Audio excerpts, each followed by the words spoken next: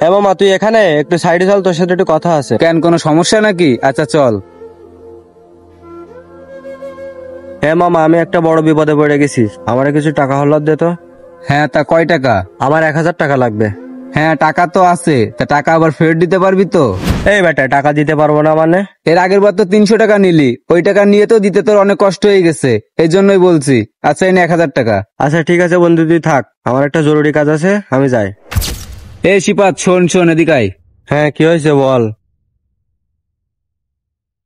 কিরা মামা, কিছু বুঝলাম না, তুই কোলাকুলি করলি কেন? না, তোর আমি 1000 টাকা হাওলাত দিলাম না, এবার আর তোর তো দেখা পাবো না। চাইলেও মন খুলে বুকটা মিলাইতে পারবো না, হাসি খুশি কথাও বলতে পারবো না। এর জন্যই তোর সাথে শেষবারের মতো বুকটা মিলাই নিলাম। কারণ মানুষের টাকা ধার দেওয়ার পরে মানুষের আর খুঁজে পাওয়া যায় না, যে হাসি খুশি সম্পর্কটা থাকে সেটা আর থাকে না। আচ্ছা ঠিক আছে, তুই তাহলে যা।